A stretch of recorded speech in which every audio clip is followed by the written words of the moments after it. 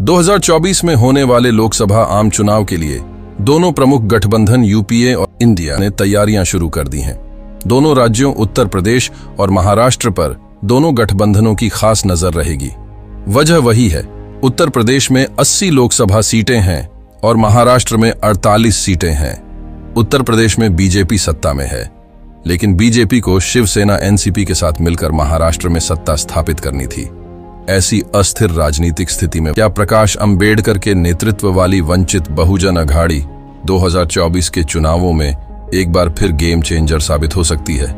आइए आज इस वीडियो के माध्यम से इस पर चर्चा करते हैं। वीडियो शुरू करने से पहले आपने हमारे YouTube चैनल को अभी तक सब्सक्राइब नहीं किया होगा तो अभी सब्सक्राइब करें और बेल आइकॉन को भी क्लिक जरूर करें। चलो फिर वीडियो शुरू करते हैं। 2019 में जब वंचित बहुजन अघाड़ी की स्थापना हुई, MIM और वंचित जैसे पिछड़े तत्वों का गठन किया गया।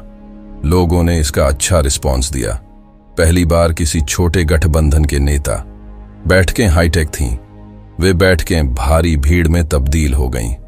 भले ही वंचित सांसदों में से एक भी नहीं चुना गया, लेकिन यह तय है कि वंचित स्थापित पार्टियां खूब पसीना बहा रही थीं। इस चुनाव में वंचित को महाराष्ट्र से 41,32,446 वोट मिले। 2019 के लोकसभा चुनाव में महाराष्ट्र में पड़े कुल वोटों में से 14% वोट वंचितों के लिए पड़े। उसके बाद बीजेपी, शिवसेना, कांग्रेस, एनसीपी 4 बड़ी पार्टियां हैं। सबसे ज्यादा मतदान वंचित बहुजन अघाड़ी को मिल गया। बाद में MIM ने यह गठबंधन छोड़ दिया, लेकिन इसके बाद हुए विधानसभा चुनाव में इन वंचित लोगों को काफी वोट मिले। लेकिन ये सच है कि वंचित लोकसभा की तरह विधानसभा में खाता नहीं खोल पाए। वंचित बहुजन अघाड़ी ने 2019 के लोकसभा और उसके बाद के विधानसभा चुनावों में अपना वोट बैंक बनाया है।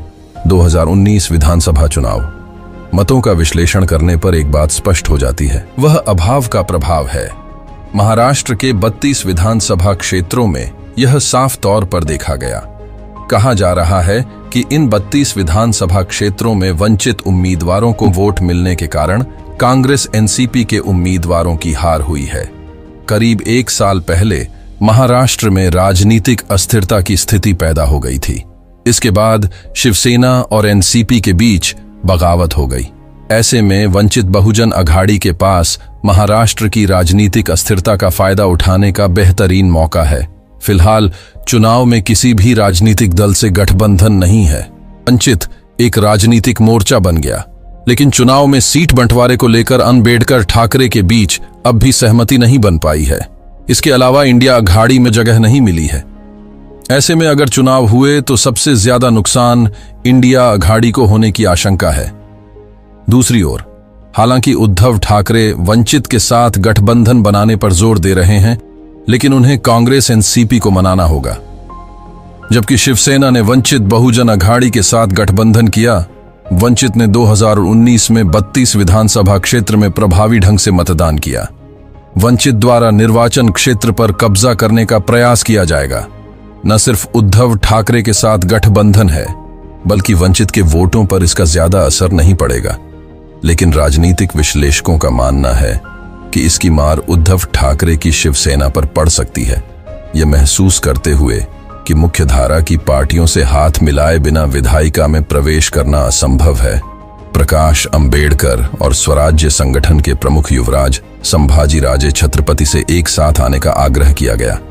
युवराज संभाजी राजे के साथ बैठक के बाद आयोजित संयुक्त संवाददाता सम्मेलन में प्रकाश अंबेडकर ने जो राय व्यक्त की कि महाराष्ट्र की राजनीति में गतिरोध को खत्म करने के लिए हमें एक साथ आना चाहिए, वह उसी भावना और उसके बाद होने वाले विधानसभा चुनावों के नतीजे और राजनीतिक समीकरण पर आधारित थी। राष्ट्रीय स्तर पर बदलाव हो सकता है। महाराष्ट्र में कौन सी पार्टी ला सकती है और कोना के खिलाफ बस याचा इसके लिए सबसे बड़ा गेम चेंजर साबित होने वाला है। प्रकाश अंबेडकर के नेतृत्व वाली वंचित बहुजन अघाड़ी ने 2019 से सितंबर 2023 तक महाराष्ट्र में एकमात्र वंचित बहुजन अघाड़ी के रूप में केंद्र सरकार के खिलाफ लगातार कड़ा रुख अपनाया।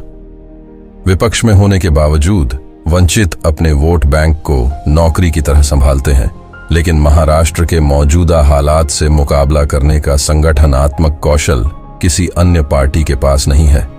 बस कुछ ही महीनों बाद देश में लोकसभा के आम चुनाव होने हैं।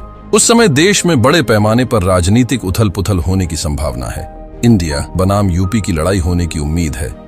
अगर वंचित बहुजन अघाड़ी को महाराष्ट्र के दो गठबंधनों के साथ तीसरे मजबूत गठबंधन के रूप में एक बेहतरीन विकल्प के रूप में देखा जाता है।